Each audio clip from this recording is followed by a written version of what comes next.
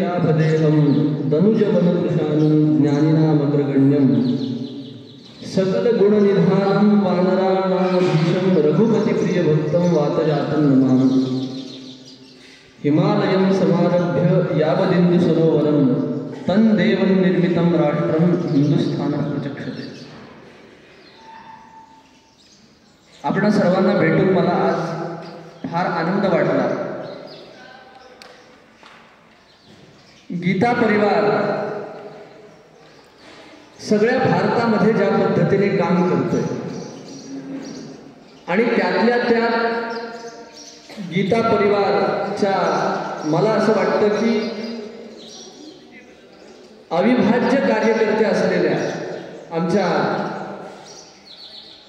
आदरणीय प्रमिलाताई माहेश्वरीजी या ज्या धडाडीने आणि तळमळीने काम करत आहेत, मला असं वाटतं त्यांचं असं काम बघितल्यानंतर महाराष्ट्रामध्ये आणि संपूर्ण भारतामध्ये आता अशा प्रकारच्या युवती आणि युवक तयार होतील की ज्यांनी सगळ्या राष्ट्राचं निर्माण केलं।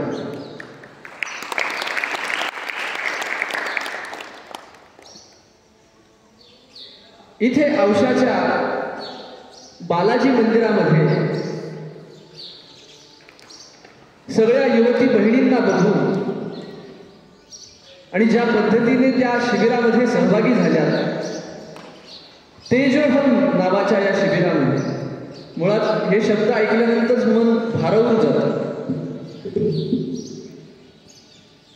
मी काय फार बोजड व्याख्यान करणार नाही, मला काही फार येत सुद्धा नाही बरं का, त्याच्यामुळे तुम्ही एकदम असं सिरियस होऊन मला पाहू नका। सगळं मोकळं चाकळं आपण गप्पा मारूया छान। मला आज व्याख्यानामध्ये विषय दिला राष्ट्रभक्तीची परंपरा, पण मी वास्तविक तुम्हाला राष्ट्रभक्तीच्या गोष्टी सांगायला या ठिकाणी आलो आणि त्या राष्ट्रभक्तीच्या अत्युत्तम कथाच आपल्या राष्ट्रभक्तीची परंपरा आहे।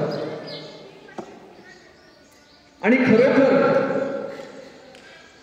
आपल्या परंपरेमध्ये जशी राष्ट्राची भक्ती आया बहिणींनी केली, जशी राष्ट्राची भक्ती युवतींनी केली, जशी राष्ट्राची भक्ती महाराण्यांनी केली, त्या पद्धतीची ओजस्वी तेजस्वी राष्ट्रभक्तीची सर अन्य कोणाला येऊ शकत नाही।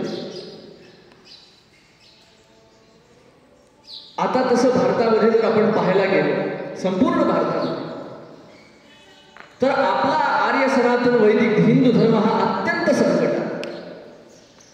जिकडे तिकडे परकीयांनी आपल्यावरती आक्रमण केले। आक्रमण करणं याचा अर्थ फक्त पारतंत्र्य जेलमध्ये डांबून ठेवणं असा होत नाही। मला सांगा, इंग्रज भारताला सोडून गेले किती वर्ष झाले? आता आपण आझादी का अमृत महोत्सव साजरा करतो, पण इंग्रज जरी भारताला सोडून गेलेले असले तरी पण आपण इंग्रजांच्याच तावडीत, कारण ती गुलामी वृत्ती आपल्यामध्ये, त्या गुलामगिरीतनं आपण आणखी बाहेर आलेलो नाहीये। परकीयांनी अनेक छुपे आक्रमण आपल्यावरती केले, परकीयांनी अनेक भयंकर भीषण आक्रमण ज्याचा सुगावा पत्ता आपल्याला लागणार नाही अशा प्रकारे परकीयांनी आपल्यावरती आक्रमण केले आणि आपण आणखी झोपून गेलेलो, आपल्याला जाग नाहीये। लव जिहाद, लँड जिहाद, त्यानंतर धर्मांतरण, या सगळ्या गोष्टींच्या मधनं वरी जर उठायचं असेल, हे जर असं 10-15 वर्ष चालू राहिलं ना, तर तुम्ही आम्ही हिंदू एवढ्या आनंदाने जे शिबिरं करत आहोत ना, एवढे हिंदू सुद्धा पत्ता लागायचा नाही, असे कमी होऊन जातील, अशी परिस्थिती। आणि याच्याकरिता म्हणून घराघरातल्या बालिका, घराघरातल्या युवती तयार झाल्या पाहिजेत, कारण युवतींच्या, तरुणींच्या आणि बहिणींच्या मध्ये आपल्या परिवाराला समजावून सांगण्याची जी कला असते ना, ती तर कोणाच्या मध्ये नसते। त्यामुळे आपण आता राष्ट्रभक्तीकरिता सज्ज व्हावं, राष्ट्राच्या उत्थानाकरिता सज्ज व्हावं आणि या सगळ्या उद्देशाकरिता घेण्यात येणारी ही गीता परिवारच्याकडनं शिबिर परमपूज्य स्वामीजींच्या कृपेने वास्तविक मूळ आपल्या स्वरूपाकडे नेणारी ही शिबिर आहे। त्यामुळे मला फार आनंद वाटला या शिबिरामध्ये येऊन आणि काही आपल्याशी संवाद साधायला भेटतोय। पूज्य स्वामीजींच्या, गुरु महाराजांच्या, भारत मातेच्या चरणी प्रणाम करून मी माझ्या विषयाकडे येतो। राष्ट्रभक्तीची परंपरा. आता कोणी मला एक ठराविक व्याख्या सांगू शकेल का राष्ट्रभक्ती म्हणजे नेमकं काय? राष्ट्रभक्ती म्हणजे नेमकं काय असतं?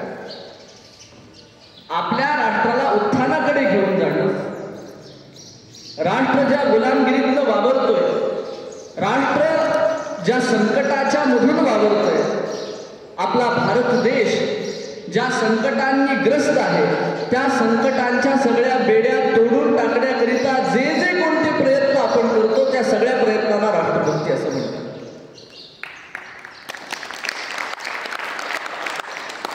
आणि ते कशा माध्यमातून आपण केलं पाहिजे याच्याकरिता परंपरा पाहिजे. म्हणजे इतिहासातून बऱ्याच गोष्टी शिकायच्या असतात. काय काय शिकायचं असतं? इतिहासातून कसं वागावं हे शिकावं, इतिहासातून कोणत्या वेळी काय करावं हे शिकावं, आणि इतिहासातून नेमक्या वेळी काय करू नये हे शिकावं. जेव्हा भारत देश पारतंत्र्यात होता, प्रत्यक्ष इंग्रजांनी आपल्यावरती आक्रमण केलं होतं, तेव्हा स्वातंत्र्य प्राप्तीकरिता जी मशाल मंगल पांडेंनी हातात घेतली. मंगल पांडे नव्हते सगळ्यांना, चौथीच्या पुस्तकात होतं बघ. आता पुन्हा काही जास्त शिकवत नाही. आपल्या पुस्तकांमध्ये इतिहास, भूगोल या सगळ्यांमध्ये विदेशी लोकांचे इतिहास जास्त भरले. आपल्याला आपला इतिहास माहीतच नाही. म्हणजे आपण ज्यांना महात्मा वगैरे म्हणतो त्याचे खरे इतिहास तर आपल्याला काही माहीत नाही. ते इतिहास तुम्हाला माहीत असावे. म्हणजे कोणाला निदान आपण आपल्या डोळ्यांच्या समोर आदर्श म्हणावं आणि कोणाला आदर्श मानू नये, हे जर तुमच्यासारख्या तरुणींना कळलं तर तुम्ही आणखी जणांना सांगा. बरोबर आहे ना? आणि म्हणून प्रत्यक्ष पारतंत्र्यामध्ये जेव्हा भारत होता, तेव्हा अनेक क्रांतिकारक भारत मातेच्या सेवेकरिता आले. आणि त्या सगळ्या क्रांतिकारकांच्या मधलं एक अविस्मरणीय, अत्यंत विलक्षण, ओजस्वी, तेजस्वी, अत्यंत प्रभावी आणि जगताला खऱ्या अर्थाने आनंदाचा, चांगल्या राज्याचा मार्ग दाखवेल असं नाव जर कुठलं असेल तर ते राणी लक्ष्मीबाई आहे. त्या राणी लक्ष्मीबाईंच्याकडनं आपण राष्ट्रभक्तीची परंपरा शिकावी. म्हणून मी कीर्तना प्रवचनात, व्याख्यानात नेहमी सांगत असतो, राज्य करावं तर छत्रपती शिवाजी महाराजांच्या सारखं, पराक्रमी असावं तर महाराणा प्रताप यांच्यासारखं, बेडर असावं तर दत्ताजी शिंद्यांसारखं, स्वामीनिष्ठ असावं तर खंडो बल्लाळांसारखं, धर्मनिष्ठ असावं तर धर्मवीर छत्रपती संभाजी महाराजांसारखं, आणि राष्ट्रभक्त, देशभक्त असावं तर महाराणी लक्ष्मीबाई यांच्यासारखं.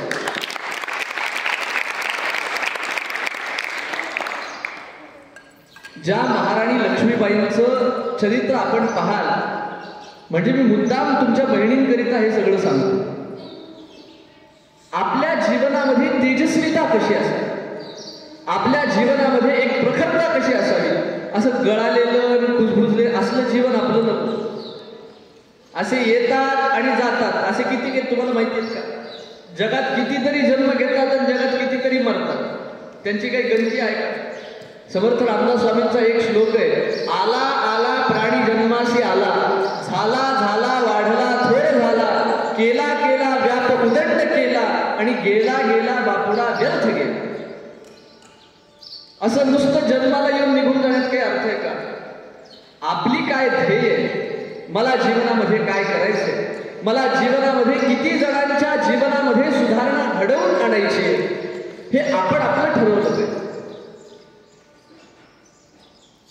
आणि मुळामध्ये अशा प्रकारचं तेजस्वी जीवन जर आपण घडवावं असं वाटत असेल तर या आदर्श राष्ट्रवीरांच्याकडे, आदर्श वीरांगणांच्याकडे आपण पाहिलं पाहिजे. या आधुनिकतेच्या प्रवाहामध्ये जीवनाचं नैराश्य फार वाढलेलं आहे. म्हणजे तुम्ही ग. दी. माडगूळकर सारखे चांगले चांगले कवी, त्याच्यानंतर बाबू बोरकर, त्याच्यानंतर राष्ट्रविषयक जे लिहितात या सगळ्यांची व्याख्यानं, प्रवचनं, लेख, काव्य वाचतात की नाही मला माहित नाही. स्वातंत्र्यवीर विनायक दामोदर सावरकरांच्या कविता वाचतात की नाही माहित नाही. पण हल्लीनं तरुण तरुणींच्या मध्ये केवळ पोकळ असलेल्या प्रेम कविता, केवळ विदेशी लोकांची लेख, केवळ विदेशी लोकांच्या कविता या सगळ्या वाचून वाचून वाचून भोगमय जीवन जगण्याची वृत्ती झाली. भोगमय. आणि याच्यातलं काही साध्य होणार. कॉलेज करायचं, कॅन्टीन मध्ये खायला जायचं, पद्धतशीरपणे मित्रमैत्रिणींशी गप्पा मारायच्या, स्नॅपचॅट, इंस्टाग्राम, व्हॉट्सअप सगळ्या आहे की नाही. तुम्ही हसतात म्हणल्यावर तुम्ही करता का? शिबिरात आलेल्या विद्यार्थी तरी करतील की नाही मला जरा शंका आहे. म्हणजे इथे आलेल्या सगळ्या चांगल्या आहेत असं मी म्हणतो. असं आहे, इथून गेल्यानंतर आपल्याला देवाला सुद्धा उत्तर द्यावी लागतात बरं का. एक फार सुंदर श्लोक आहे आणि त्या श्लोकाच्या संबंधाने मी पुन्हा माझ्या विषयाकडे येतो. जेव्हा इथून आपण वरी जातो ना, देवाच्याकडे जातो ना, तेव्हा देवाला सुद्धा आपल्याला काही उत्तर द्यावी लागतात. देव काय प्रश्न विचारतो आपल्याला? देव प्रश्न विचारतो, किती द्रव्य ते राष्ट्रकारी दिलेस, परार्थी कधी शक्ती तू वेचलीस, किती वेळ मच्चिंतनी घालविला, विचारील अंती हरी हे तुम्हाला. देव म्हणतो किती राष्ट्रभक्ती केली जीवनात, किती परोपकार केला जीवनामध्ये, किती लोकांना आनंद दिला जीवनामध्ये. या सगळ्यांची उत्तर आपल्याला देता यावी याच्याकरिता म्हणून आपण ही ओजस्वी चरित्र ऐकायची आणि याच्यातनं काही ना काहीतरी शिकायचं. राणी लक्ष्मीबाई जेव्हा 8 वर्षांच्या होत्या तेव्हा त्यांचं नाव मनुबाई होतं. मनुबाई. ही मनुबाई एवढी चुटुकदार होती, दिसायला देखणे अशी मूल. पण या मनुबाईचा जन्म झाला आणि तिच्या लहानपणीच तिची आईचं निधन झालं. तिची आई गेली. आता लहानपणापासून आईची माया काही भेटली, पण प्रखर जीवन कसं असावं. मोरपंत तांबे हे त्या मनुबाईच्या वडिलांचं नाव. अत्यंत प्रखर त्या राणी लक्ष्मीबाईचं जीवन. विजयादशमीची मिरवणूक. विजयादशमी म्हणजे ठाऊक आहे दसरा, म्हणजे तुम्हाला सणवार सगळं माहिती. दसऱ्याची मिरवणूक होती आणि मोरपंत तांबे हे त्या काळच्या त्या पेशव्यांच्याकडे कारकून, कामगार म्हणून काम पाहत होते. तेव्हा विजयादशमीची थाटामाटातली मिरवणूक निघाली. पेशव्यांचे मुलं नानासाहेब पेशवे आणि रावसाहेब पेशवे हे त्याकडे हत्तीवरती बसायचे मिरवणुकीत. आता ही लहान पोर आपल्या मित्रांना तिने त्या हत्तीवरती बसलेलं पाहिलं आणि हट्ट केला बाबाकडे, बाबा मला सुद्धा हत्तीवरती बसायचं, मला सुद्धा हत्तीवरती बसायचं. आता लहान मुलांना वाटतं आकर्षण, घोड्यावरती बसावं वाटतं, हत्तीवरती बसावं वाटतं. तेव्हा आपली मैत्रीण, आपली छोटी मनुबाई आपल्याला हत्तीवरती बसायचं असा हट्ट करते. हे नानासाहेबांनी ऐकलं आणि नानासाहेब म्हणाला, अरे रावसाहेबा, आपली मनुबाई हत्तीवरती बसण्यासाठी हट्ट करते, आपण घ्यायचं का तिला आपल्या हत्तीवर? रावसाहेब म्हणाला, नाही नाही, ती कारकुनाची पोर आपल्या हत्तीवरती शोभून दिसणार नाही. हे जेव्हा मनुबाईने ऐकलं ना, तेव्हा तन तन तन तन तन तन करीत तिथून निघून गेली. मी याचा संदर्भ जरा पुढच्या प्रसंगामध्ये आपल्याला सांगतो. स्वाभिमानी जीवन एखाद्या स्त्री शक्तीचं कसं असलं पाहिजे. मोरपंत तांब्यांनी सगळी मिरवणूक आटोपली आणि मनुबाईंकडे गेले. आता लहान मुलगी हट्ट करते, तिच्या मनासारखं झालं नाही. 2 गुडघे वरी करून बसली, त्याच्यामध्ये डोकं घालून बसली आणि खुतून बसली. तेव्हा मोरपंतांनी विचारलं, का मनुबाई तुला काय झालं, का हट्ट करतेस असा? मला नाही बोलायचं म्हटले, जाते. तेव्हा पंतांनी सांगितलं, अगं मनुबाई, तुझे वडील असले असते, तुझी आई या ठिकाणी असली असती ना, तर काय केलं असतं तुला ठाऊक आहे? आई आई हा शब्द ऐकला मनुबाई उठून उभी राहिली. काय केलं असतं माझ्या आईने? त्या आई वडिलांची किंमत त्यांनाच कळते बरं का. लहानपणी अगदी मनुबाईंच्या तिची आई गेली होती. तेव्हा दसऱ्याचा दिवस घरातला कर्ता पुरुष शस्त्र घेऊन घरी येतो आणि त्या कर्त्या पुरुषाचं औक्षण म्हणजे त्याला ओवाळायचं घरातल्या स्त्रीने असतं आणि त्याचं औक्षण करून त्याला घरात घ्यायचं असतं. ही महाराष्ट्रातली परंपरा, ही आपल्या भारतातली परंपरा. मग त्यानुसार मनुबाईंनी, त्या छोट्याशा मनुबाईंनी आपल्या वडिलांचं औक्षण केलं, त्यांना टिळा लावला, छान ओवाळून घरात घेतलं. आता लहान मनुबाई मोरपंत तांबे पेशव्यांच्याकडे काम करायला जातात, एकटी पोर घरी कशी सोडायची म्हणून दरबारात घेऊन जायचं. आता एकट्या मुलीला लहान मुली घरी सोडू शकता? अख्ख्या सगळ्या बालाजी मंदिरात तुम्हाला एकट्याला सोडलं तुम्ही काय करता? असं होतं का कधी? तेव्हा मोरोपंत तांबे आपल्या मनुबाईला त्या पेशव्यांच्या दरबारामध्ये घेऊन जायचे.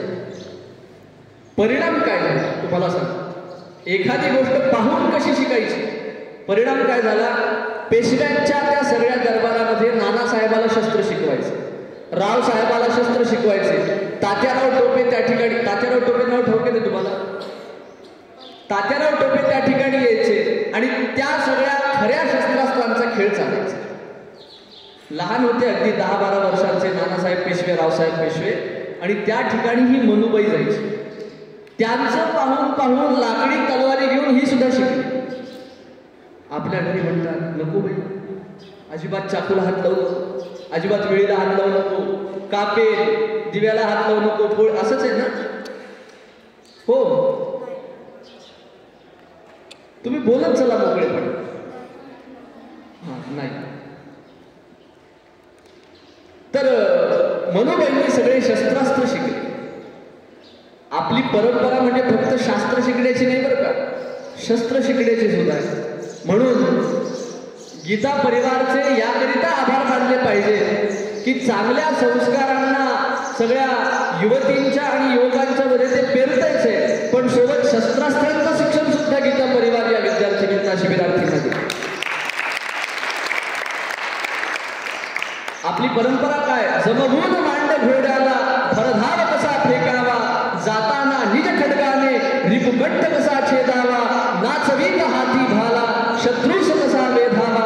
हे शिक्षण नवतरुणांचे, देशभक्त या पदवीचे, ना BA LLB चे उपयोग काय पण आता एक काळ ऐसा होता. त्या लहानशा मनुबाईने सप तलवार चालवावी, दांडपट्टा चालवावा, घोड्यावरती कसं बसायचं हे त्या मनुबाईंनी शिकावं. एवढं सगळं ही मनुबाई शिकली. आणि विजयादशमी झाल्यानंतर त्या प्रांतामध्ये दिवाळीचं बाजारपेठ लागली, दिवाळीची बाजारपेठ. आणि मोरोपंत तांबे त्यांची जी लहान मुलगी मनुबाई ती सगळी बाजारपेठेत खरेदी करण्याकरिता गेली. बाजारपेठ खरेदी म्हणजे कळलं का तुम्हाला? शुद्ध मराठीत सांगू का? मार्केटमध्ये शॉपिंगला गेले. आता कळलं ना? छानपैकी खरेदी करायला गेले. मोरोपंतांनी आपल्या लहान मुलीचा हात धरला. आता शौर्य बघा या मनुबाई, 8 वर्षांच्या मुलीच्या जीवनातलं शौर्य, तिचं ते धाडस, तिच्या जीवनातली तेजस्विता. बाळाचे पाय पाळण्यात दिसतात. लहान मनुबाईला धरलेलं आहे, काहीतरी वस्तू घेणं चालू आहे आणि अचानक मोरोपंतांच्या कानावरती आवाज आला, पळा पळा पळा. एकच गदारोळ त्या सगळ्या बाजारपेठेत, पळा पळा पळा. आता सगळं गाव मोरोपंत तांब्यांना बाबा म्हणायचं. काय बाबा?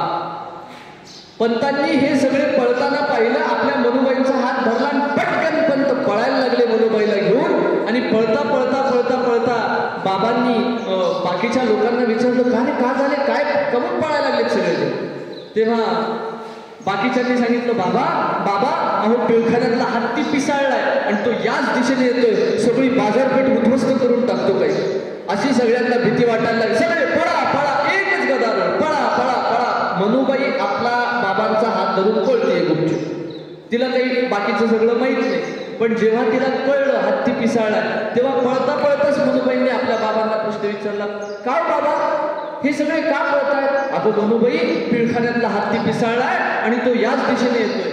मनुबाईंनी मिश्किलपणे विचारलं, बाबा हत्ती किती पिसाळले? बाबा म्हणाले, एकच पिसाळला. मग एवढे सगळे जण कशाला पळाले? तिच्या विचारांची पद्धत बघा. पाहता पाहता तो हत्ती जवळ येतो, यांच्या पळण्याचा वेग कमी आहे, तो हत्ती पिसाळलेला आहे, त्याला कशाचं भान नाही. आणि मनुबाईंनी पाठीमागे वळून पाहिलं, तो हत्ती जसा जवळ येतोय, झटकन आपल्या बाबाच्या हातांना झटका दिला. एक जवळ झाड पाहिलं, हत्तीचा निठोबा घेतला, सरसर सरसर सरसर सरसर त्या झाडावरती ही मनुबाई चढली. आणि जसा हत्ती जवळ आला तशी दांडक्यात त्या हत्तीवरती उडी मारली. तिच्या त्या सोंडेला आपल्या पायांचा विळखा मनुबाईंनी घातला आणि एवढं मोठं ते धूळच्या धूळ जनावर, हत्तीचे 2 मोठे कान घेतले आणि त्याच्या डोळ्यावरती झाकले. पिसाळलेला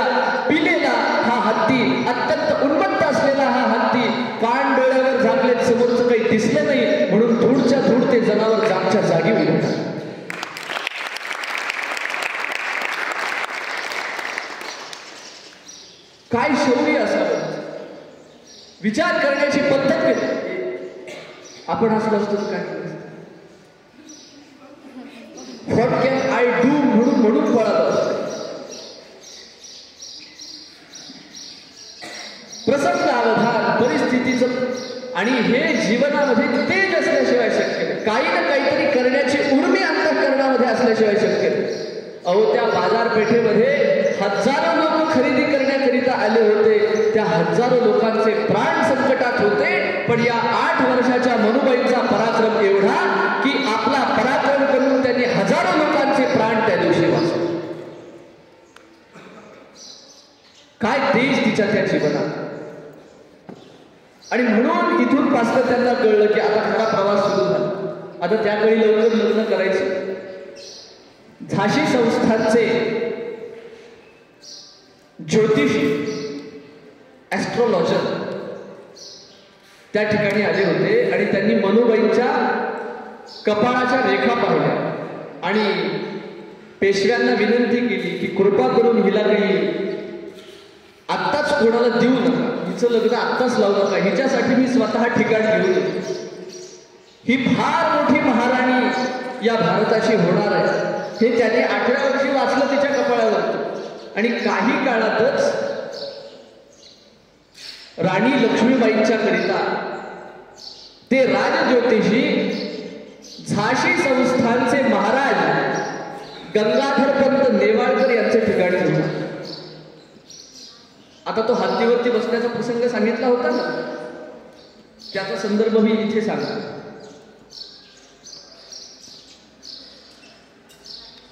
व्यवस्थित पद्धतीने विवाह संपन्न झाला. अत्यंत थाटामाटामध्ये ते विवाह सोहळा संपन्न झाला. आणि त्या काळी नवीन मुलगी असली, नवीन नवरी असली की तिच्या कोणत्याही 3 मागण्या पूर्ण करण्याची सासरच्यानी पद्धत होती. त्याच्यामुळे आता मनुबाईंच्या मालकांनी म्हणजे गंगाधर पंतांनी विचारलं, आमच्याकडे नवीन येणाऱ्या लक्ष्मीचा मान केला जातो, तिच्या कोणत्याही 3 मागण्या पूर्ण केल्या जातात, तुमची काय मागणी आहे सांगा. आता असं जर काही तुम्हाला विचार, तुम्ही काय सांगा? चांगला आलिशान बंगला असा, छानपैकी 4 व्हीलर असा, मनुबाईंच्या असल्या कसल्या मागण्या नाही. आपल्या वडिलांवरती, आईवरती, सगळ्या परिवारावरती प्रेम कसं करावं याचा आदर्श मनुबाई. तिचा विवाह सोहळा एवढ्या थाटामाटात संपन्न झाला की 11 हत्तींची सलामी तिला देण्यात आली. आणि मनुबाईंनी पहिली मागणी मागितली. मनुबाई पंतांना म्हणते, अहो माझ्या वडिलांना माझ्याशिवाय कोणी नाही, म्हणून माझे वडील आजीवन माझ्यासोबत राहतात, आजीवन माझ्यासोबत. आपल्या परिवारावरती प्रेम कसं करावं हे राणी लक्ष्मीबाईकडनं शिका. दुसरी मागणी काय म्हणाल्या, माझ्या मैत्रिणी सुंदर मुंदर त्या सुद्धा माझ्यासोबत राहते. ठीक आहे, मान्य. तिसरी मागणी काय म्हणाले, मनुबाईंनी सांगितलं माझी तिसरी मागणी सांगू? हो सांगा म्हणाले. काही संकोच मनात न बाळगता सांगा. त्यांनी सांगितलं, हे जे 11 हत्ती आहेत ना, मला सलामी दिली आता या 11 हत्ती, याच्यातले 2 हत्ती मला. पंत म्हणाले, 2 हत्ती तुम्हाला काय करायचे? नाही म्हणाले, द्या तर. बरं मी देतो म्हणाले, पण सबळ कारण काहीतरी सांगा. मनुबाई म्हणाल्या, तुम्हाला कारण सांगा.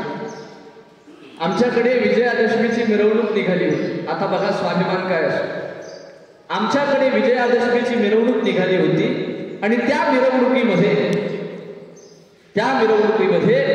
मला हत्तीवरती बसण्याची इच्छा निर्माण झाली. माझे 2 मित्र रावसाहेब आणि नानासाहेब हत्तीवरती बसले होते.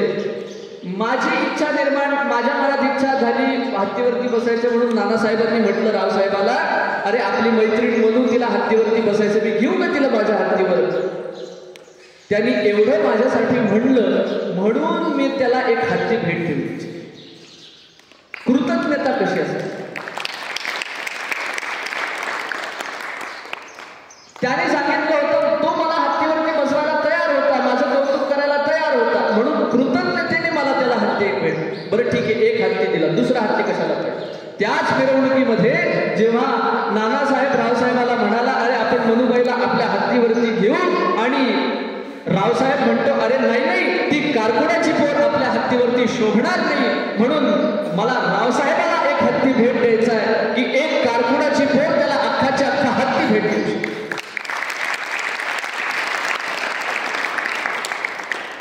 म्हणजे पराक्रम आला, शौर्य आलं, कृतज्ञता आली, नम्रता आली, लाभो आलं, परिवारावरती प्रेम कसं करावं हे आलं, आणि सोबत स्वाभिमान सुद्धा आला. या राणी लक्ष्मीबाईंचे हे सर्व गुण जर आपण सगळ्या युवती आत्मसात कराल ना, तर जगामध्ये सर्वात अप्रतिम अशी राष्ट्रभक्ती आपण केली असं सिद्ध होईल.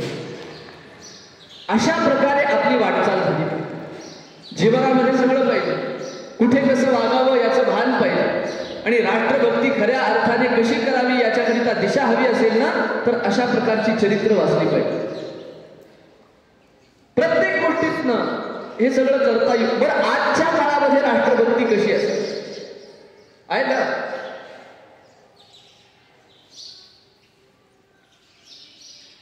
हा प्रश्न आपल्याला पडत असेल, आणि आपल्या सर्वांना ठाऊक आहे की आपण किती मोठ्या संकटातून जातो. आपणा सर्वांना ठाऊक आहे की आपल्यावरती किती मोठं परचक्र आहे. आपणा सर्वांना ठाऊक आहे की शत्रू आपल्या किती जवळ येऊन बसतो.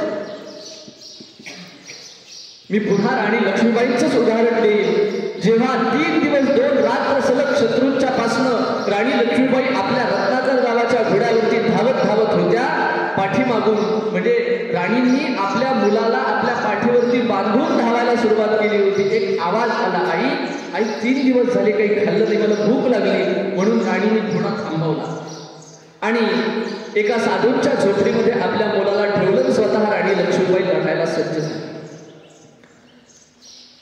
24-25 वर्षांची ती पोर कालांतराने तर गंगाधर पंतांचं म्हणजे राणी लक्ष्मीबाईंच्या मालकांचं सुद्धा निधन झालंय. जवळपास 60,000 सैन्य घेऊन हिरोजने आक्रमण केलंय राणी लक्ष्मीबाईवरती, आणि आता मात्र लढण्याशिवाय पर्याय नाही म्हणून 2 हातात 2 दांडपट्टे राणी लक्ष्मीबाईंनी घेतले, आणि समोरून येणारं इंग्रजांचं सैन्य सळोकी पळूस करून सोडणारी ही तरुणी बाण, अत्यंत विलक्षण अशी पराक्रमी महाराणी अशा प्रकारचा पराक्रम करतीये. सब सब सब सब शत्रूंना कापतीये. राणीचे दोन्ही हात वरी आहेत, आणि अशा प्रकरणामध्ये अशा काळामध्ये राणी लक्ष्मीबाईला आपण कुठेतरी थांबवलं पाहिजे, नाहीतर आपल्यावरती बला येईल असा विचार इंग्रजांनी केला, आणि किरात नावाचं शस्त्र काढलं. किरात तुम्हाला ठाऊक आहे, किरात नाव ऐकले कधी? किरातीचं पात्र म्हणजे तलवारीसारखंच ते शस्त्र आहे, पण तलवार अशी थोडीशी वाकडी होत जाते वरून. किरात नावाचं शस्त्र सरळ असतं, आणि त्याचं पातं असं जर हलवलं तर ते एवढं सळसळ सळसळ हलतं की त्याचं पातं सुद्धा दिसत नाही. आणि त्या किरात नावाच्या शस्त्राला विष पाजायचं असतं, दोन्ही बाजूंनी त्याला विष पाजायचं असतं, आणि त्या किरात शस्त्राचा वार बरोबर आपल्या उजव्या भकेमध्ये करायचा असतो, या भागामध्ये तिरपात असतो, आणि असा जर केला तर त्याचं टोक बरोबर हृदयाला जाऊन भिडतं, आणि त्या हृदयाच्या वाटे सगळ्या अंगामध्ये आपल्या ते विष भिडतं, आणि परिणामी माणसाचा मृत्यू होतो. अशा प्रकारे त्याला वापरण्याची पद्धती इंग्रजांनी ते शस्त्र आणलं. राणी लक्ष्मीबाईंचे दोन्ही हात वरी आहेत, त्या घोड्यावरती आहेत, इंग्रजांना सळोकी पळ करून सोडतायत, कापत सुटतायत, आणि तितक्यात एक इंग्रज संधी साधायला आला. किरात शस्त्र घेतलं, त्याला विष पाजलेलं होतं, आणि सटकन संधी साधून त्यांनी राणी लक्ष्मीबाईंच्या त्या उजव्या भकेमध्ये वार केला, आणि राणी लक्ष्मीबाई कोसळल्या. सब सब सब सब सगळ्या बाकीच्या सैन्यांनी त्यांच्यावरती वार केले. राणी लक्ष्मीबाईचा पराक्रम तर अतुलनीय होताच, पण त्यांना कळून चुकलं की आता माझी जायची वेळ. राणी लक्ष्मीबाईंचा एक डोळा बाहेर आला, त्यांचं मस्तक लढता लढता फुटलंय. राष्ट्राकरिता त्या एवढ्या झटल्या, पण एवढ्या सगळ्या परिस्थितीमध्ये सुद्धा माणसाची शुद्ध कशी असावी, माणसाची बुद्धी कशी जागृत असावी याचा आदर्श राणी लक्ष्मीबाईंच्याकडनं आपण. जेव्हा त्यांना कळलं आता आपलं वाचणं शक्य नाही, तेव्हा त्यांनी सैनिकाला आज्ञा केली, अरे आता गवताची गंज रचा. त्या गवताच्या गंजेवरती मला ठेवा आणि मला अग्नी द्या. का का कारण माझ्या जीवनाच्या शेवटच्या क्षणात सुद्धा परकीयाचा अपस्पर्श मला झाला नाही पाहिजे, आणि असा जर झाला नाही तरच माझं जीवन धन्य होईल. हा विचार प्रत्येक युवतीने, प्रत्येक स्त्रीने आजच्या काळात केला पाहिजे. तेवढंच आपण सुरक्षित राहू, अन्यथा सुरक्षित राहणार. गवताची गंध रचण्यात आली. राणी लक्ष्मीबाईंचा देह त्याच्यावरती ठेवण्यात आला. त्यांचं ते लहान मूल ज्याला भूक लागली होती त्याला राणी लक्ष्मीबाईच्या जवळ आणण्यात आलं, आणि जेव्हा त्यांनी पटकन आपल्या आईला मिठी मारली, आई लढत होती हे त्यांनी मिठी मारल्यानंतर त्या किरातीची जी मूठ होती ती त्याच्या गालाला लागली, आणि त्यांनी पदर सावरून पाहिलं. किरात शस्त्र तिच्या उदरामध्ये शिरलं होतं, आणि हे जेव्हा त्या मुलाने पाहिलं जोरात ओरडला, आई आई तू मला लहानपणी खेळताना सांगितलं हे शस्त्र जर आपल्यामध्ये घुसलं तर आपण देवाघरी जातो. मग तू देवाघरी जाणार? देवाघरी जाणार? विव्हळ होऊन राणी लक्ष्मीबाई आणि तो मुलगा रडतोय, आणि हे सगळं दृश्य काय हे दृश्य. आणि जेव्हा तो मुलगा विव्हळ होऊन आपल्या आईला विनवणी करतो, आई मी तुला देवाघरी जाऊ देणार नाही, सगळ्या भारताला तुझी गरज आहे, मी आत्ता तुझ्या पोटातून ती सुरी काढतो. तेव्हा राणी लक्ष्मीबाई म्हणाली, नाही बाळा, आता तर मी देवाघरी जाणारच आहे, पण लक्षात घे मुलांवरती संस्कार सुद्धा कसे करावे. माझ्या म्हणजे तुझ्या या छोट्या आईच्या पोटातली सुरी काढू नको, माझ्यापेक्षा सुद्धा एक मोठी आई तुला आहे बाळा, तिचं नाव भारत माता आहे, आणि त्या भारत मातेच्या उदरामध्ये ही जी परकीयांची सुरी घुसली ना, ती सुरी तू काढून बघ, मग जगाला किती आनंद होतो.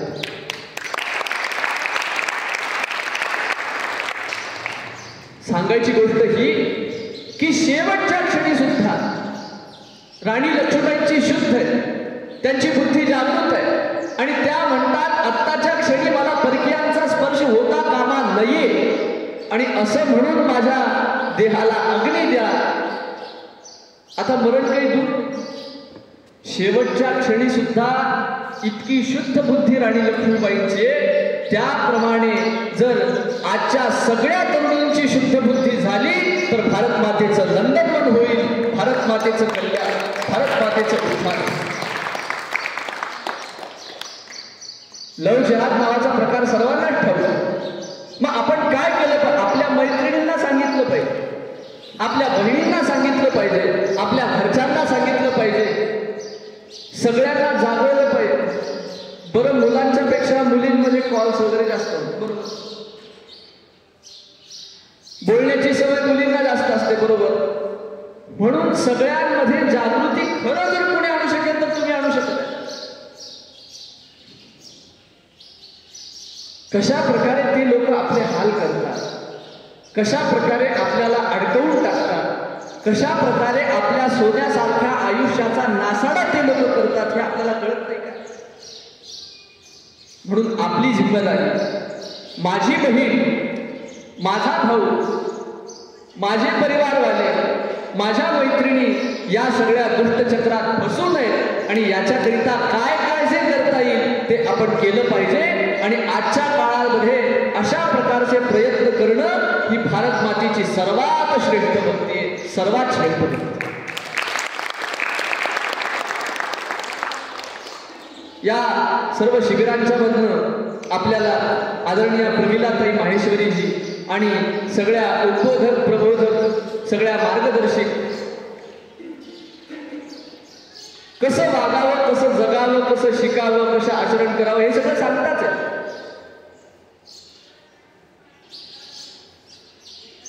कधीतरी आपण या महापुरुषांच्या समाधी स्थळावरती गेलो पाहिजे. कधीतरी आपण राष्ट्रपुरुषांच्या स्थानांवरती आपल्या सहली काढल्या पाहिजे. फक्त पिकनिक स्पॉट, सहल, एन्जॉय या सगळ्या गोष्टींसाठी सहली करायच्या.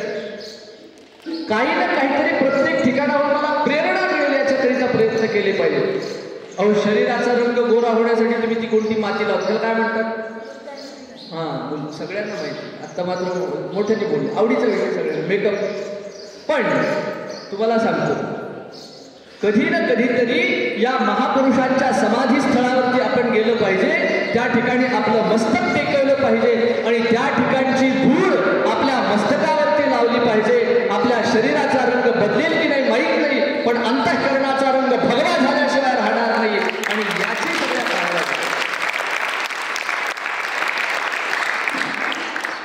आपली आर्य सनातन वैदिक हिंदू परंपरा एवढी श्रेष्ठ आहे की जगाच्या पाठीवरती सर्वश्रेष्ठ धर्म कुठला असेल तर तो आर्य सनातन वैदिक हिंदू धर्म.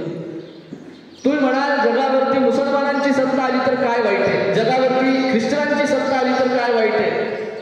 जगात सगळ्यात वाईट हेच आहे. आपण राष्ट्रभक्ती का करायची, आपण विश्वबंधुत्व का स्वीकारायचं आणि आपण पुन्हा भारत मातेला आपल्या विश्वगुरुत्वाच्या पदी का विराजमान करायचं. कारण भारत माता जर विश्वगुरूच्या पदी विराजमान झाली तर प्रत्येक राष्ट्राला आनंद होईल अशा प्रकारचा आपला धर्म आहे. अशा प्रकारची आपली आर्य सनातन वैदिक हिंदू परंपरा. इतर मजहब, इतर संप्रदाय जो संकुचित विचार करतात तो संकुचित विचार आपल्यात नाही.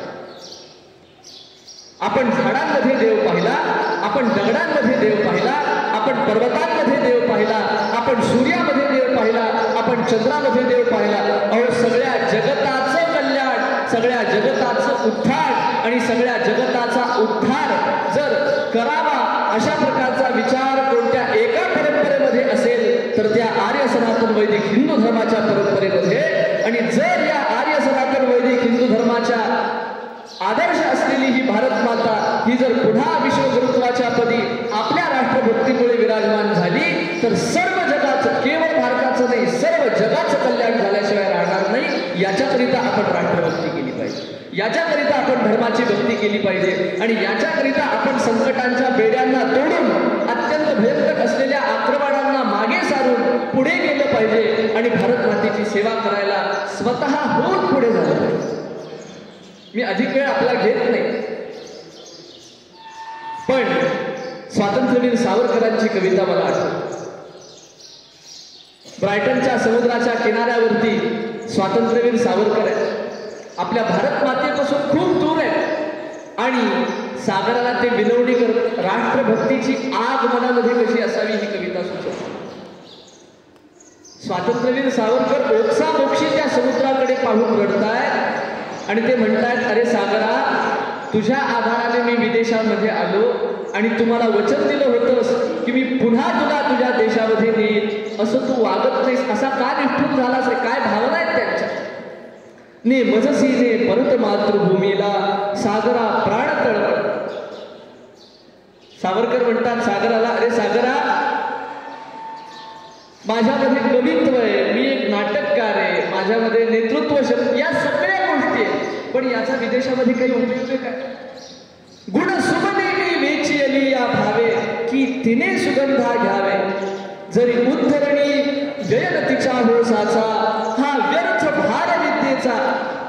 अरे माझे गुण, माझी कला, माझा अभ्यास, माझं ज्ञान, तुमच्या भाषेत माझं नॉलेज जर भारत मातेच्या कामी येत नसेल तर तो फक्त विद्येचा भार आहे, ती खरी विद्या नाही. राष्ट्रभक्ती करावी तर ती अशी करावी. आज आपल्या सगळ्यांची काळाला कशी गरज आहे माहितीये. रवींद्रनाथ टागोरांना जेव्हा नोबेल पारितोषिक प्राप्त झालं तेव्हा स्वातंत्र्यवीर सावरकरांनी रवींद्रनाथ टागोरांचं अभिनंदन करण्याकरिता एक पत्र पाठवलं होतं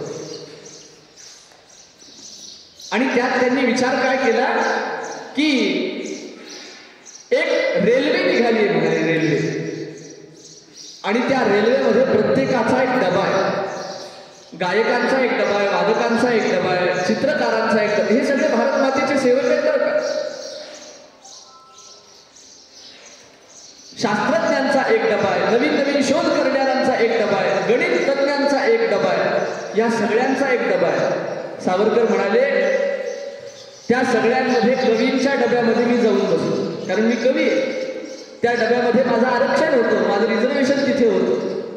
मुद्दाम तुमच्या भाषेत तुम्हाला सांगतो, पण जेव्हा मी त्या कवींच्या डब्यामध्ये बसलो ना, शांतपणे बसलो होतो, तेव्हा प्रत्यक्ष भगवती जगदंबा माता माझ्या समोर आली आणि म्हणाली, अरे या डब्यामध्ये काय बसलायस, समोर ती सगळी आगगाडी चालण्याकरिता जळण्यासाठी इंधन कमी पडतंय, त्या ठिकाणी तू जा, तिथे तुझी खरी आवश्यकता आहे. आणि तात्याराव म्हणतात कवींचा डबा मी सोडला आणि इंधन जळण्याकरिता ज्या ठिकाणी कमी पडतंय त्या ठिकाणी मी गेलो आणि इंधन होऊन जळायला लागलो. अशा प्रकारचे मला जे जे काही करणं शक्य आहे, जे जे काही करणं आवश्यक आहे ते आजच्या काळामध्ये केलं पाहिजे, ही सावरकरांची कविता सुचवते. ज्या समर बाष्परथ कक्षी चिरविवासिता कमलाक्षी भारती राजधानीसी परत. ते काय नितांत सुंदर ती कविता. त्यामुळे जी जी काही आवश्यकता आहे, ज्या ज्या काही गरजा आहेत, ज्या ज्या काही आवश्यकता आहेत आणि जिथे कुठे माझं काम आहे ते सर्व करून कोणत्या का प्रकारे होईना भारत मातेचं उत्थान झालं पाहिजे, भारत मातेची सेवा झाली पाहिजे आणि भारत माता या परकीयांच्या संकटातनं वाचली पाहिजे, अशा प्रकारचा विचार जर आपण केला तर तीच आपल्याकडनं खरी राष्ट्रभक्ती ठरेल. आणि अशीच राष्ट्रभक्ती या समस्त राष्ट्रभक्तीची परंपरा या प्रकरणातून आपण शिकली पाहिजे. अनेक आक्रमणं झाली, होत आली, पण आपला धर्म, आपली परंपरा, आपली राष्ट्रभक्तीची परंपरा, आपला सनातन वैदिक हिंदू धर्म हा एखाद्या पर्वताप्रमाणे अचल आहे, टिकून आहे, त्याला कोणी हरवू शकत नाही. शेवटी जाता जाता हे सगळं काम करताना आत्मविश्वास सुद्धा असला पाहिजे. त्या आत्मविश्वासाकरिता 4 ओळी सांगतो, माझ्या वाडीला पूर्ण विराम देतो. जसं कवी सांगतात, सागर में है पाणी कितना नाप न कोई पाएगा. आपण अंतःकरणामध्ये आत्मविश्वास बाळगा. मी एकटा आहे असं म्हणून जमणार नाही. मी एकटे काय काय करू शकेल, मी एकटी काय काय करू शकेल. अहो, एक दृष्टांत सांगतात फार सुंदर. मी वेळ घेत नाही, आता झालं. आता ते ओघाला आलं म्हणून सांगतो. एका जंगलाला फार आग लागली. झाडाला झाड घासलं तर वणवा पेटला. सगळे झाडं जळायला लागले. सगळ्या जंगलामध्ये काय करावं सगळे प्राणी पळू लागले, जोरजोरात पळू लागले. पळा सगळीकडे आवाज आला. आणि अशा सगळ्या काळामध्ये एक चिमणी तिथे होती. ती चिमणी भोर उडून जायची. एखाद्या तलावामधलं आपल्या चोंचेतून पाणी घ्यायची आणि त्या वणव्यामध्ये टाकायची. आता एवढं मोठं ते जंगल, त्या जंगलाला आग लागलीये आणि ही चिमणी कुठेतरी उडून जाते, कुठल्या तरी तलावातलं आपल्या चोचीत पाणी घेते. ते एवढंसं थेंबत पाणी तिच्या वणव्यावर. आग बुजणार आहे का? अशी आग बुजत असते का? पण प्रयत्न, मी एकटी काय करू शकेल असा विचार नाही. मी एकटीने केलं तर बाकीचे सगळे माझ्यासोबत येतील हा विचार. आणि चिमणी हे सगळं करते. जाता जाता एक वाघ तिथे दिसला. वाघ त्या चिमणीकडे पाहतो. त्या चिमणीला म्हणाला, अगं चिमणी, तुला वेळ लागलाय का? म्हणाली. चिमणी म्हणाली, काय झालं? अगं, एवढीशी तुझी चोच, त्याच्यात इथं थेंबर पाणी, जंगल एवढं मोठं, तुझ्या पाणी टाकण्याने काय होणार आहे? उडून जा इथून, जळून राख होशील, उडून जा. तेव्हा ती चिमणी म्हणाली, वाघोबा दादा, मी तुझ्यासारखी स्वार्थी नाही. मेली तर बेहत्तर, गेली तर जाऊ दे, मला काही फरक पडणार नाही. पण जेव्हा या जंगलाचा इतिहास लिहिला जाईल तेव्हा पळून जाणाऱ्यांमध्ये माझं नाव नसेल, तर आज बुजवणाऱ्यांमध्ये माझं नाव असेल.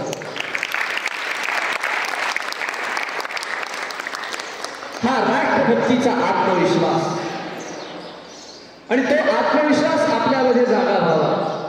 कवी सांगतात, सागर में है पानी कितना नाप न कोई पाएगा, सागर में है पानी कितना नाप न कोई पाएगा, दो प्रहर के सूर्य तेज को देख न कोई पाएगा, अग्निशलाका मुट्ठियों में पकड़ न कोई पाएगा, अग्निशलाका मुट्ठियों में पकड़ न कोई पाएगा, वैसे मेरे हिंदू धर्म को मिटा न कोई पाएगा, वैसे मेरे हिंदू धर्म को मिटा न कोई.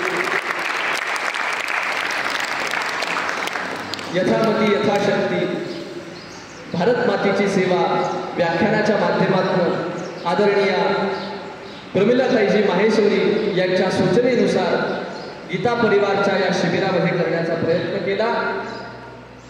चांगलं वाटलं तेवढं. सर्व गुरु महाराजांचं काही चुकलं असेल तर मोठ्या अंतःकरणाने आपण क्षमा करावी.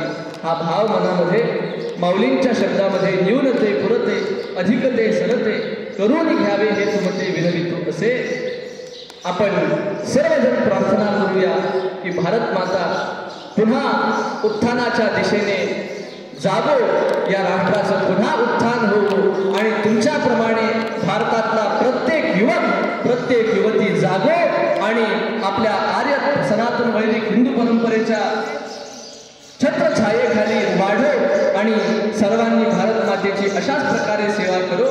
सर्वांच्या चरणी नमस्कार. भारत माता की. झोप येते का? माझा आवाज तुमच्यापर्यंत येतोय ना? मग तुमचा आवाज माझ्यापर्यंत आला. एकदा उत्साहाने भारत माता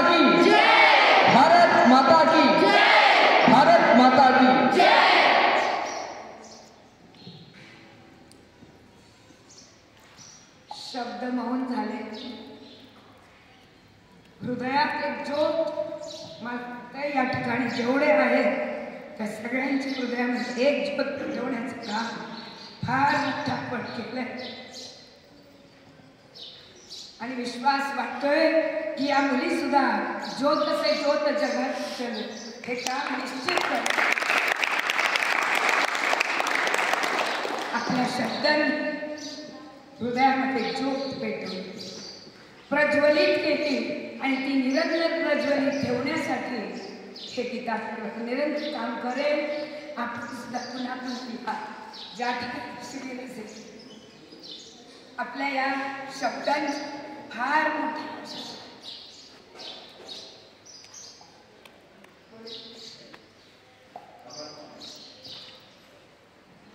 आभार कसले म्हणतात लेबल त्यांचं आत्ता मी पाहिलं ते तर लहानपणापासून पाहते आहे त्यांना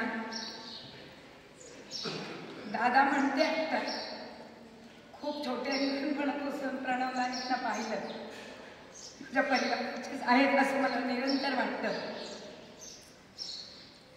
शिवरायांची कथा झाली आता महाराजांची आपल्या स्वामीजींची सोलापूरला त्यातले पोवाडे वगैरे पाहिले तर अंगावर मी तर तिथे नव्हते गेले पण यूट्यूबवर ऐका हृदयातून आम्ही पेटत होतो शांत बसूच अशा प्रकारचं त्यांचं आणि स्वामीजींच्या अत्यंत प्रिय शिष्य 6वीत असतानापासून त्यांची कीर्तनं मी ऐकली ऋषिकेश शिबिरामध्ये छोट्या